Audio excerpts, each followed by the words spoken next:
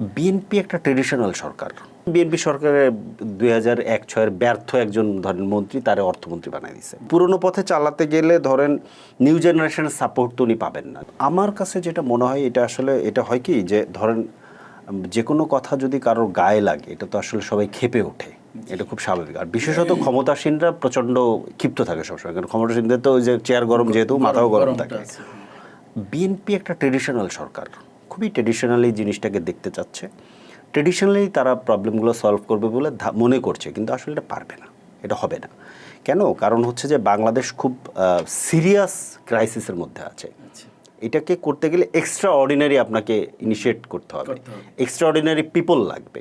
ধরেন বিএনপি সরকারের 2001-06 ব্যর্থ একজন ধরেন মন্ত্রী তারে অর্থমন্ত্রী বানাই দিছে।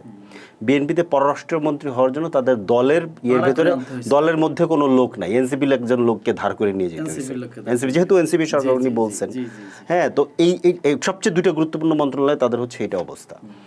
এবং ধরেন মানে অর্থনৈতিক ক্রাইসিস আছে, কিংবা ধরেন পুরনো পথে তারা রাষ্ট্র চালাতে চান, পুরনো যেহেতু তারা কোনো সংস্কার করেন নাই, পুরনো পথে চালাতে চান, এটা বোঝা যায়।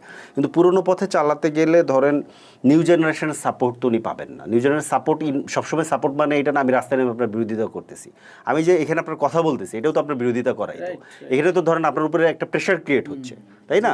এখন এই প্রেশার নিতে না পারে একসময় আপনি আমার বিরুদ্ধে মামলা দিবেন, আমাকে জেলে নেবেন, এটা আরও প্রেশারটা বাড়বে। ব্যাপারটা তো তাই না? কিন্তু আপনি এটাকে নিউ টাইপ অফ গভর্নমেন্ট কীভাবে হবে? আপনাকে সবাইকে যে কোনো ইস্যুতে সবাইকে বসতে হবে, সবার সাথে কথা বলতে হবে। আপনি দেখেন বড় বড় 2-3টা ন্যাশনাল ক্রাইসিস গেছে। ধরেন আমরা এটা তো বুঝি যে ইরান যুদ্ধ বিএনপি সরকার লাগায় নাই, ইরান যুদ্ধ ট্রাম্প লাগাইছে, সেখানে বিএনপি সরকারের কোনো ধরনের কোনো হাত নাই।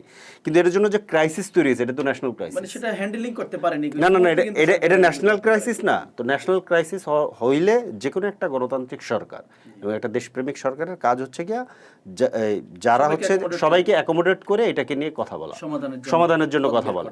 কিন্তু ধরেন লাগাতারভাবে আমরা শেষ দিন পর্যন্ত দেখেছি পার্লামেন্টে দাঁড়িয়ে মন্ত্রীরা বলতেছেন কোনো সমস্যা নেই।